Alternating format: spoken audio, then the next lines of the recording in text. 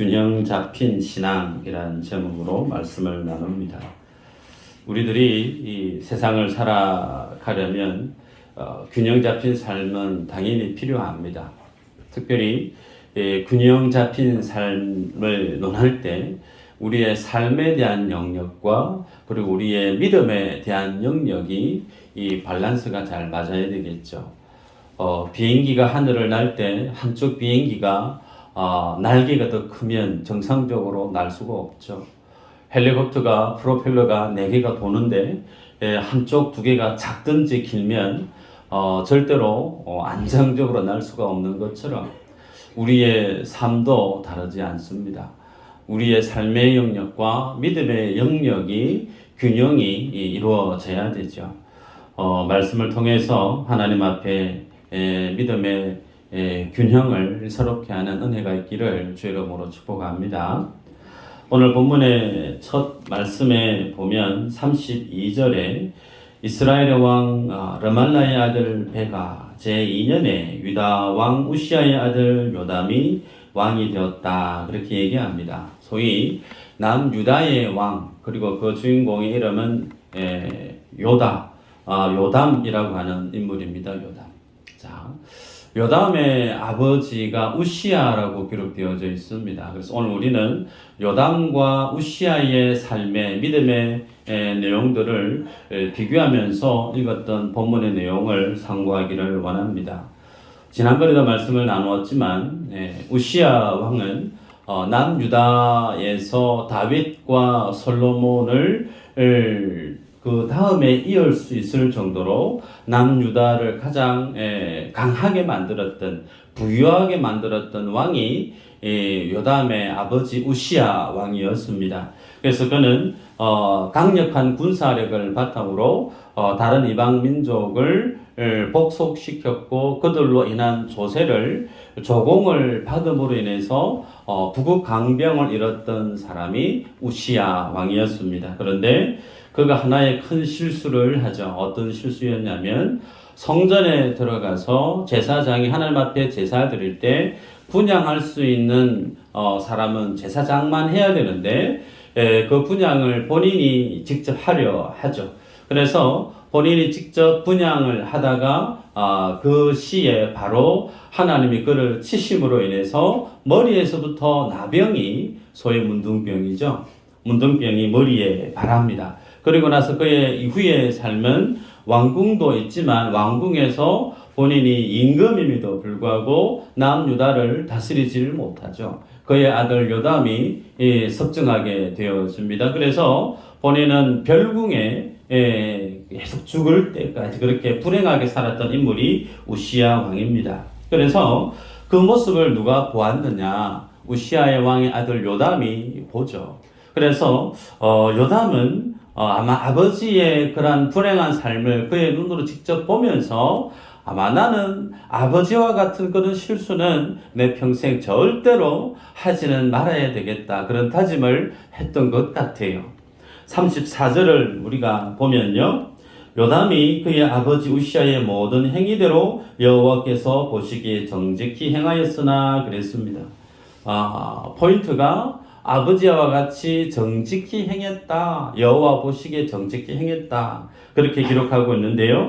동일한 본문을 기록하고 있는 역대하 27장 2절에 보면 이렇게 기록합니다. 요담이 그의 아버지 우시아의 모든 행위대로 여호와 보시기에 정직하게 행하였으나 여호와의 성전에는 들어가지 아니하였고 백성은 여전히 부패하였더라, 그랬습니다. 여기서 우리가 눈여겨봐야 될 것이 요담이 여호와의 성전에 들어가지 아니했다, 그 뜻이죠. 자, 이 말씀은 요담이 마치 아버지와 같이 그렇게 제사장이 그 제사를 진례해야 되는 것처럼 본인이 아버지처럼 그 제 성전에 들어가서 소위 월권을 행하지 아니했다, 그 뜻입니다. 그래서 성경 기자는 요담이 아버지로부터 아버지의 그 나병에서 발발했던 하나님 앞에서 믿음을 떠나버리고 교만의 끝을 달려갔던 실패한 아버지의 그 삶을 보면서 그는 절대로 왕과 그리고 제사장의 하나님이 세우신 그 질서의 선을 넘지 아니했음을 성경 기자는 밝히 기록으로 남겨놓고 있습니다. 대신에 그가 했던 일들을 보면 35절에 그가 성전의 윗문을 건축했다 그렇게 기록하고 있죠. 여러분, 이 성전의 윗문, 이 문은 성전 북쪽 앞마당에 있는 문을 뜻합니다. 자, 그런데 이 문을 통과하게 되어지면 그 앞에 뭐가 있느냐면 번제단이 있어요. 여러분, 번제단은 제물을 위해서 제사를 드리기 위해서 제물을 끌고 와서 그 제물을 잡고 그리고 그 죽은 제물에 각을 떠서 태워서 하나님께 올려드리는 어쩌면 제사에 있어서 가장 실제적인 일들이 행해지는 장소가 번제단 앞이죠. 자, 그런데 그곳에서 우리가 압니다. 제물을 피가 흘려져야만이 그 사람의 죄가 사함을 얻는 곳. 그 정도로 이 장소는 상당히 제사에 있어서는 상당히 중요한 의미를 지니고 있는 장소입니다. 자, 그런데 거기에 요담이 이 성전의 북문 윗문을 건축했다 그랬습니다. 그럼 여기서 질문이에요. 그러면 요담이라고 하는 왕이 성전의 이 윗문이라고 하는 문을 소위 만들었는데 어떤 문을 만든 것인가? 아니면 원래는 있었는데 소실되어져서 파괴되어져서 무너지고 나서 이후에 요담이 그 문을 다시금 복원했다는 뜻인가? 뭘까요? 제가 이렇게 질문을 던지는 이유는 서너 분이 미리 눈을 감고 지금 주님 나라 가려고 막 그런 분이 계셔서 질문을 던집니다. 눈을 크게 뜨시고, 자, 요담이 이 성전 윗문을 건축했다라고 하는 이 말의 의미는 없던 문을 만들었던 게 아닙니다. 원래는 있었는데 그 문이 소실되어져 버렸다는 거예요. 이 문이 언제 소실되어졌느냐면 열왕기하 14장에 보면 요담의 아버지가 우시야고 우시야의 아버지가 아마샤입니다. 아마샤 왕이 북이스라엘과의 전쟁을 하게 되어졌고 그 전쟁에서 패합니다. 그 패한 전쟁 통에 이 성전 윗문이 소실되어져 버렸습니다. 그래서 아버지의 할아버지죠, 그죠?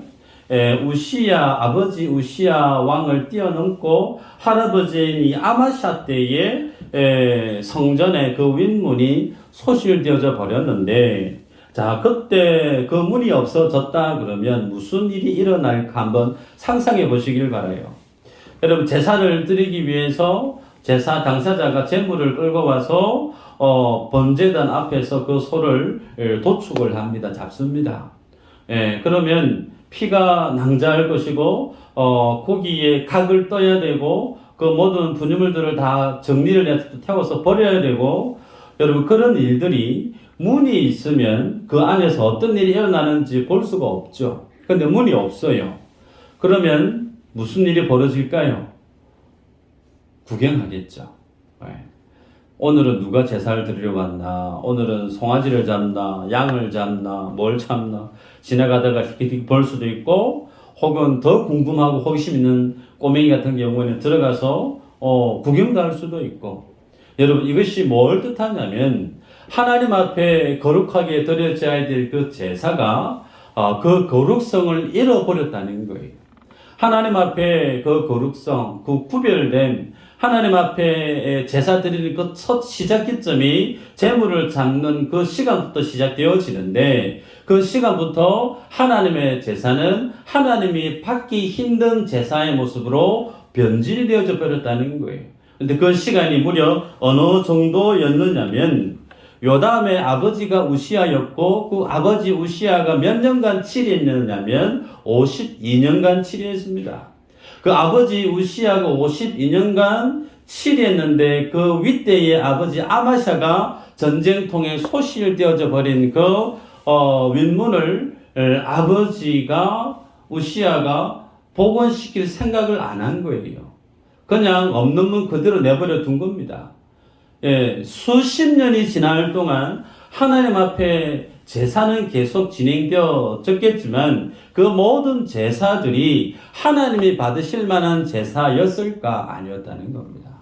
여러분, 이 아마샤 어떤 인물인가 한번 기억을 더듬어 보십시다.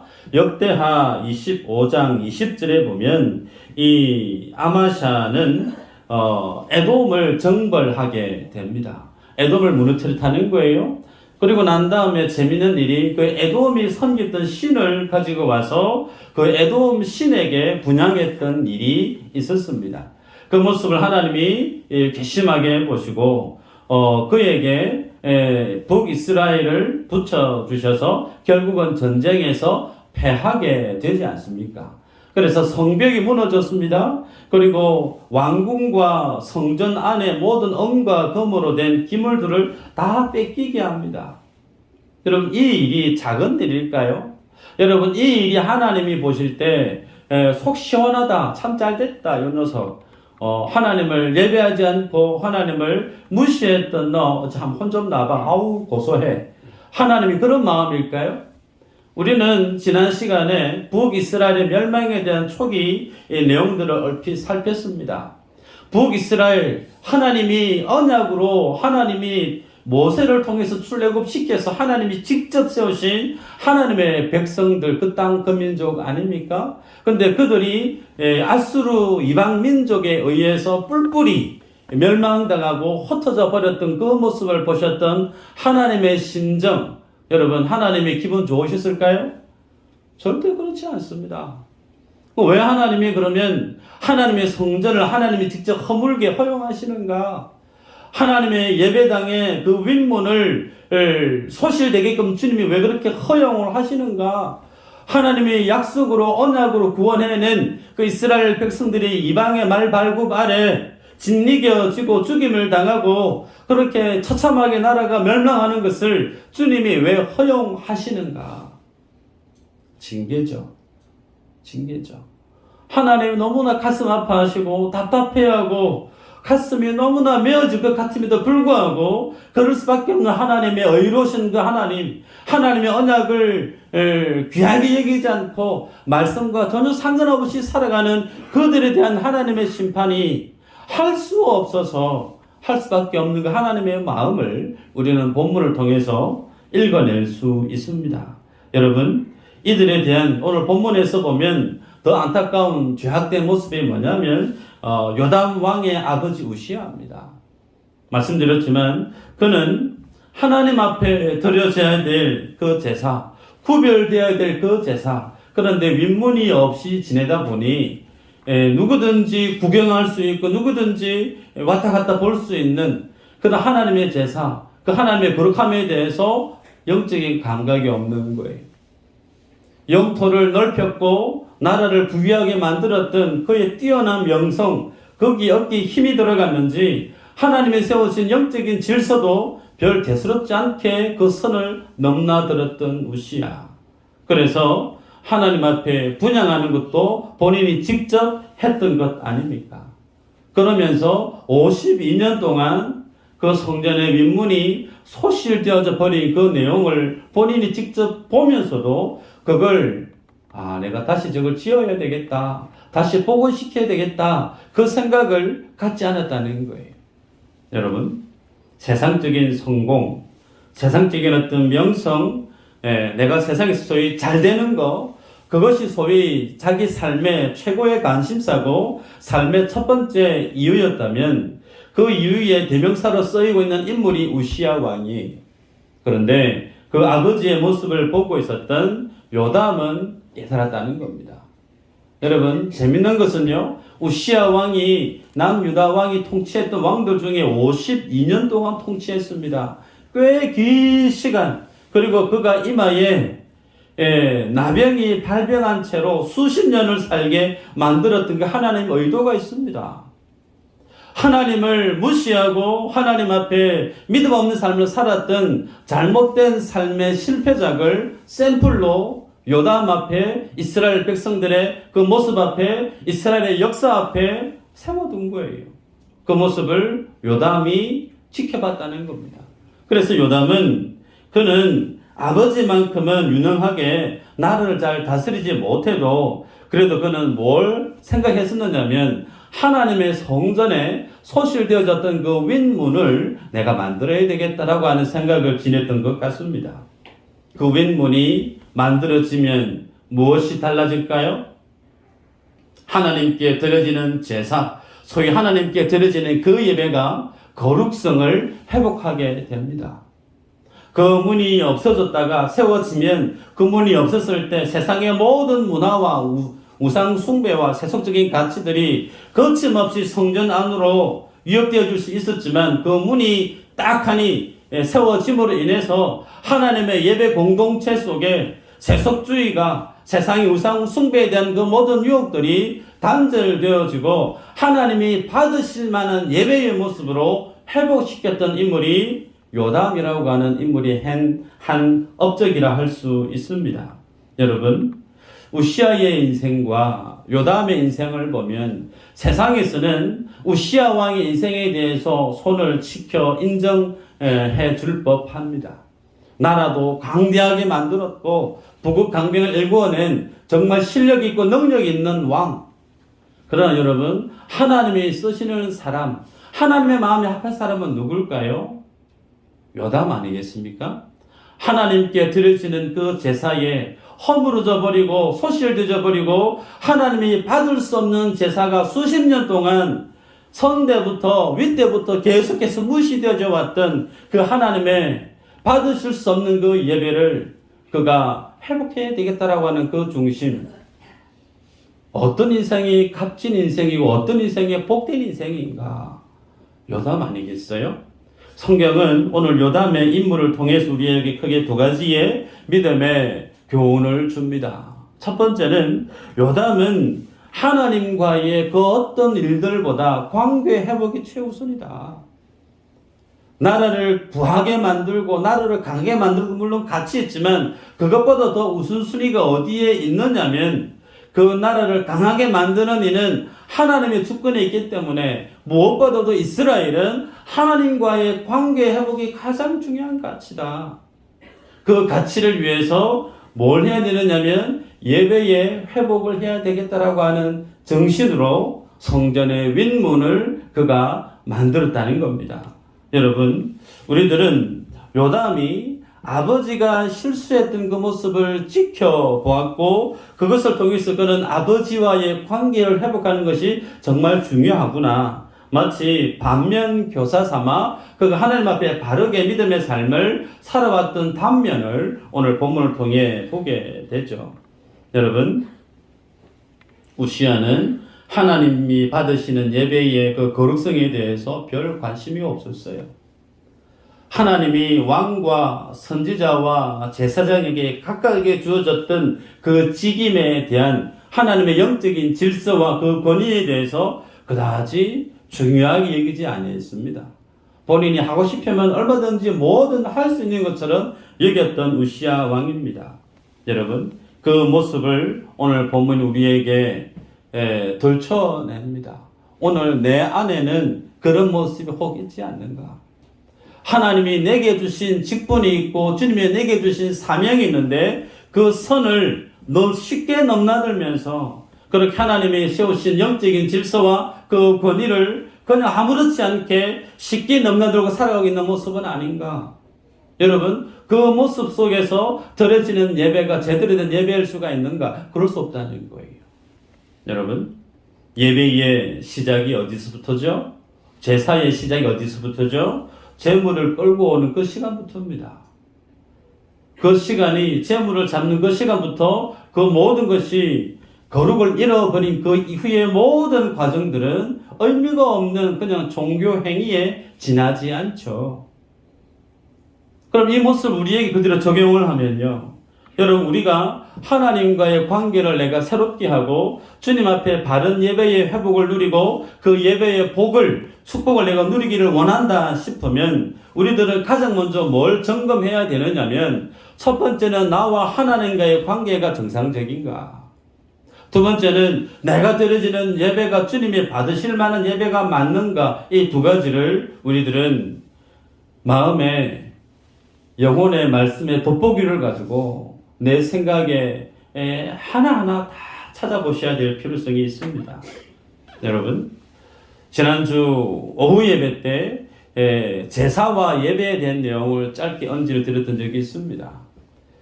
제사의 시작, 예배의 시작은 언제부터 시작되어지는가? 주일날 11시부터가 아닙니다. 구약적인 개념에서의 제사의 시작점은 언제부터죠? 제물을 끌고 집에서 출발하는 그 시간부터입니다. 지난 주일날 오후 예배를 들었던 분은 기억하실 거예요. 그 제물을 끌고 강원도에서 통영까지 오려고 하면 최소한 한 2주, 3주 걸릴 겁니다. 그 2주, 3주 동안 내가 주님께 올려드릴 그 제물이 흠이 없어야 돼요. 강아지에게 물려서도 안 되고, 걷다가 바위에 발등이 쿡 찍혀서 피가 나도 안 되는 거예요. 그 정도로 예배를 위해서, 제사를 위해서 내가 드려질 그 제물을 계속해서 돌아보고 준비된 그 마음을 주님 우리에게 요구하고 있다는 사실이죠.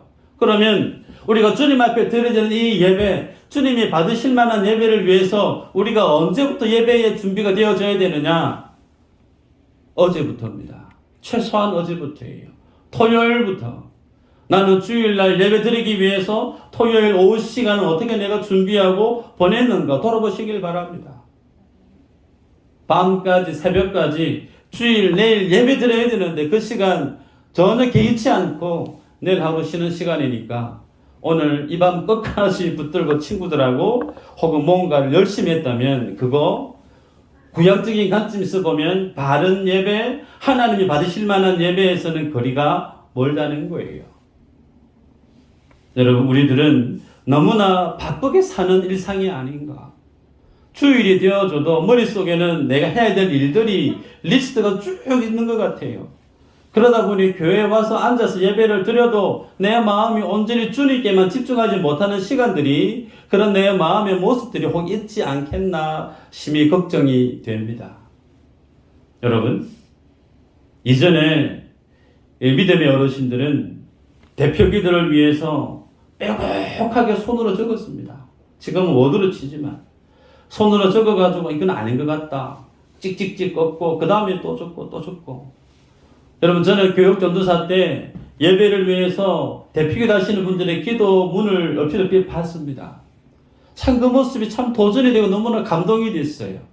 얼마만큼 그 예배를 위해서, 기도를 위해서 준비된 모습들로 주님 앞에 서기를 몸부림쳤는 모습이 보이니까 여러분, 그 모습 속에서 주님이 얼마나 기뻐하셨을까 심히 짐작하게 됩니다. 여러분, 우리들은 세상을 살아가 보면 바로 느낍니다. 직장 동료 속에서 혹은 사업체 거래 속에서 사람이 내게 대하는 그 말 한마디, 내게 대하는 그 행동 하나에 대해서 그분이 나에 대해서 어떻게 여기고 있는지 바로 느껴지죠. 좋은 덕담 한마디, 따뜻한 말 한마디 오고 가면 그분이 나에 대해 가지고 있는 기본적인 마음의 그 스탠스가, 자세가 어떤지 바로 느껴지지 않습니까? 여러분, 하나님 앞에도 마찬가지라는 거예요. 주님 앞에 우리가 예배하러 나올 때 내가 예배하는 자세 하나만 보면 그분의 믿음의 수준과 믿음의 모양이 주님 앞에 어떤 자세로 나오고 있는지 죄송스럽지만 제 눈에는 조금 보여요. 그러게 우리가 구약적인 예배 속에서 우리가 요담의 이 모습을 볼 필요가 있습니다. 아버지의 불행한 그 모습을 보고 나는 무슨 일이 있어도 아버지가 했던 그 잘못된 그 모습 나는 행하지 않아야 되겠다. 굳게 결심하고 그가 사는 날 동안 성전에 들어가서 제사장 해야 될 그 일을 하지 아니했다고 성경은 요담의 믿음의 행위에 대해서 똑똑하게 기록으로 남겨놓고 있지 않습니까? 여러분, 두 번째로 요담의 믿음의 그 자세를 보면 33절에 그의 어머니를 소개하는 내용이 등장합니다. 통상 인물을 소개할 때는 그 사람의 지역에 대해서 먼저 소개하는 것이 통상적인 관례입니다. 그런데 오늘 인물에 보면 그의 어머니가 어디 출신인가에 대해서만 기록하고 소개하고 있죠. 사독의 딸이다 그렇게 기록하고 있습니다. 여루사 사독의 딸. 여러분, 사독의 딸. 사독은 제사장의 가문이죠. 남유다의 가장 경건한 집안 하면 사독 집안, 제사장의 가문의 딸. 그러면 그 딸이 요담의 어머니였다라고 하면 우리가 상상할 수 있는 것이 뭘까요? 그 어머니의 신앙의 믿음의 영향력을 고스란히 요담이 받았겠구나, 우리는 좋게 짐작할 수가 있죠. 사도 바울은 디모데의 믿음에 대해서 디모데후서 1장 5절 이렇게 기록합니다. 이는 내 속에 거짓이 없는 믿음이 있음을 생각함이라. 이 믿음은 먼저 내 외조모 로이스와 내 어머니 유니게 속에 있더니 내 속에도 있는 줄을 확신하노라. 여러분, 하나님과의 관계 회복을 넘어서서 하나님과의 예배의 회복을 위해서 오늘 본문의 요담은 그 어머니로부터 바른 건강한 믿음의 자양분을 공급받았음을 본문이 우리에게 기록으로 제시하고 있어요. 마찬가지입니다. 여러분, 오늘 우리가 하나님 앞에 바른 믿음의 삶을, 건강한 균형 잡힌 믿음의 삶을 살기 위해서 예배의 회복이 필요한데, 그 예배의 회복을 위해서 우리가 어떻게 해야 될까? 아버지로부터, 부모님으로부터 바른 믿음의 모습을 전수받아야 된다는 거예요. 여러분, 모든 부모님들이 사랑하는 자녀들을 사랑합니다. 그 자녀들이 잘 됐으면 좋겠다. 모든 부모들의 동일한 마음 아니겠어요? 그런데 그 사랑하는 자녀들이 잘 될 수 있는 최고의 선물이 있습니다. 그 선물만 그 자녀들에게 다 하나씩만 건네줄 수 있으면 저는 확신합니다. 그 자녀들 다 잘 될 수밖에 없어요. 그 선물이 뭘까요? 한번 따라 하십시다. 예수 잘 믿는 부모.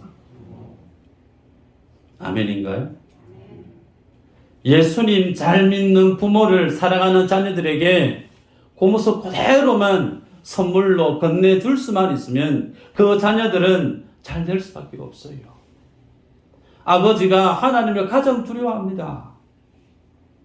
어떤 것보다 하나님의 진리의 말씀 앞에서 내 생각도, 내 감정도, 내 자존심도 꺾을 줄 아는 믿음의 아버지의 모습을 보고 자라난 그 자녀들. 비가 오든 눈이 오든 날이 춥든 덥든 새벽에 기도의 자리, 항상 앉는 그 자리에 앉아서 자녀를 위해서, 교회를 위해서, 열방을 위해서 뜨거운 눈물을 뿌릴 줄 아는 어머니의 기도를 먹고 자라난 그 자녀들. 하나님이 지키시지 않을까요? 하나님이 지키십니다. 그럼 끝난 거예요. 좋은 거 못 먹여도, 좋은 옷 못 입혀도, 뒷바라지 잘 남들처럼 잘 못해도 그 자녀 속에 하나님이 살아있는 신앙이 나의 부모된 믿음의 모습을 통해서 그들의 전수만 될 수 있으면 그것이 그 자녀에게는 최고의 선물이에요. 저도 이 부분에서는 고개 들기가 어렵습니다. 좋은 부모가 되기 위해서 우리 모두가 노력해야 될 줄 믿습니다. 두 번째는요, 오늘 본문이 도전하는 것이 예배의 회복에서 믿음에 선한 영향력을 끼치는 자리까지 갈 것을 우리에게 명령합니다. 여러분, 요담을 통해서 주님이 교훈하는 것, 하나님과의 관계 회복과 예배의 회복이 된 그 가치에 대해서 말씀하실 뿐만 아니라 그렇게 하나님의 은혜를 경험한 자는 이제 어디까지 그 믿음의 삶이 영향력을 미쳐야 되느냐, 받은 은혜가 있다면, 받은 하나님의 축복이 있다면 그 삶을 많은 사람들에게 흘려보내야 될 사명이 있다는 겁니다. 34절, 35절에 보면 요담에 대해서 하나님께서 그가 정직히 하나님을 섬긴 사람이다 소개를 합니다. 그런데 여전히 남유다에 남아 있는 것이 뭐냐면 산당에 대한 내용을 기록으로 남겨 놓았죠. 지난 시간에도 말씀을 드렸습니다. 산당 신앙이 왜 남유다의 이스라엘 속에 좋지 못했던 것인가? 그 산당에서 하나님을 예배할 수 있습니다. 그런데 하나님도 예배하면서 본인이 예배하고 싶은 다른 우상도 그 산당에서 예배할 수 있는 거예요. 그 산당에는 하나님이 지명한 제사장이 예배에 말씀에 준하는 제사를 행하지 않습니다. 아무나 할 수 있는 사람 아무나 감동이 되는 사람 누구나 와서 제사를 집례할 수 있는 것. 그래서 그 제사 속에는 무엇이 꼽힐 수밖에 없느냐? 내 안에 있는 바램, 내 안에 있는 소원, 그거 그 산당에 가면 다 쏟아낼 수 있는 거예요. 그런데 제사장에게 가서 제사 드릴 때는 다른 갈 거 없습니다. 감사에 대한 고백이 뭐냐? 죄에 대한 회개에 대한 내용이 뭐냐? 그게 다입니다. 그런데 산당에서는 내가 원하는 거 다 속을 털어서 토해내도 그렇게 열정적으로 예배할 수 있는 영적인 카타르시스가 행해지는 것이 산당이에요. 그래서 민중에서 이 산당 신앙을 정리를 하지 못했죠.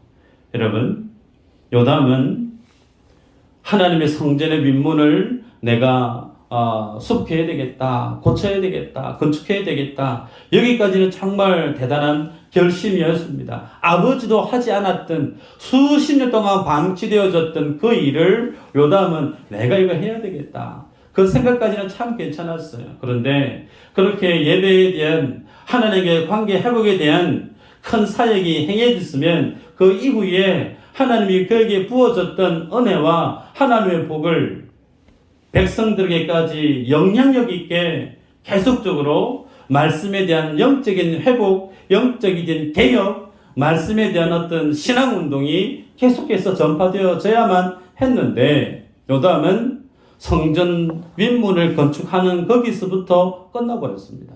거기까지만 했다는 거예요. 여러분, 그래서 성경을 보면요. 35절에 이렇게 얘기합니다. 오직 산당을 제거하지 아니하였으므로 백성이 여전히 그 산당에서 제사를 드리며 여전히 여러분 여전히 속에 녹아있는 하나님의 마음이 여러분 어떤 것이 느껴지십니까? 야, 좀 제발 산당 신앙 좀 정리 좀 안 되니? 요담아, 네가 왕이 되거든. 저 산당 신앙 좀 어떻게 좀 안 되니? 그런데 주님이 여전히 산당 신앙이 그대로 계속되고 있음에 대한 섭섭함을 얘기하고 있어요. 그 다음 37절에 보면요. 그때에 여호와께서 비로소 아람 왕 러신과 르말라의 아들 베가를 보내어 유다를 치게 하셨더라. 근데 여기서요. 비로소라고 하는 말이 들어가죠. 왜 비로소라는 말이 들어가야만 했을까요? 하나님이 참고 기다렸다는 거예요. 요담아, 내가 내게 은혜를 주었고 내가 네가 할 수 있는 모든 일들을 내가 다 서포팅하게 해주었는데 좀 개혁 좀 해라. 좀 바꿔줘 봐라. 변질된 신앙에서 받은 신앙으로 좀 회복되어줘 봐라. 주님이 계속해서 기다렸다는 거예요. 그런데 그게 편하고 없어요. 시간이 가도 성전 윗문 만든 거 그게 거기서 끝나버리는 겁니다. 비로소 하나님이 그렇게 불신앙으로 일관했던 그들의 믿음의 행위에 대한 하나님의 준엄한 심판과 징계가 아람과 북이스라엘을 통해서 남유다에게 드리워지게 됨을 성경이 비로소라고 하는 말씀을 통해서 독자에게 제시하고 있죠. 여러분, 그러기에 이 전쟁으로 남유다의 군인이 12만 명이 죽습니다. 그리고 남유다의 거민 20만 명이 포로로 끌려갑니다. 갑작스럽게 약 한 30만 명이 넘는 사람이 나라에서 사라져 버렸습니다. 통영의 인구를 제가 보니까 약 한 12만 1,491명이에요. 12만 명 좀 넘습니다. 그런데 갑작스럽게 통영 시민 아무도 없어져도 상상해 보십시오. 그 도시가 도시 기능을 할 수 있을까요? 유령 도시죠. 유령 도시예요. 차가 다 서 있습니다. 집이 빼곡히 있는데 아무도 사는 사람이 없어요. 무섭지 않겠습니까? 남유다에 갑작스럽게 30만 명이 싹 사라져 버렸어요. 그 말의 의미는 이제 남유다도 끝장날 날이 얼마 남지 않았다는 겁니다. 여러분, 말씀을 맺는데요. 믿음의 선한 영향력을 끼치지 않게 되어지면 결국은 그것 때문에 하나님 앞에 회복함을 입고 하나님께 도움을 입고 하나님의 복을 누릴 수 있는 그 모든 이후의 기회가 사라져 버릴 수 있다는 거예요.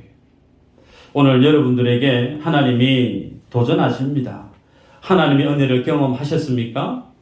그렇다면 그 은혜를 가정에게, 직장 친구들, 동료들에게, 이웃들에게 전해야 될 사명이 나에게 있다는 거예요.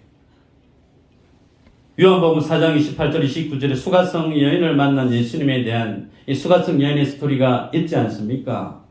이 여인이 한낮에 물동이 이고 들고 물 기르러 왔다가 주님 만나고 난 다음에 물동이 이고 가나요? 아니죠. 물동이 버려두고 달려갑니다. 내가 예수님 만났다고, 내가 메시아 만났다고. 그 이후로 이 사마리아 성이 이 여인 때문에 영적인 대부흥이 일어납니다. 사람 얼굴 보기 미안고 부끄럽고 부담되어져서 사람 피해서 살던 여인이 사람이 사는 복판으로 뛰어들어가서 그 도시를 바꾸어버리는 영향력 있는 인물로 바뀌어져요. 예수 만난 사람은 하나같이 이와 같은 삶의 결과가 있습니다. 아멘인가요? 그 삶을 지금 우리에게 요구하더라는 거예요.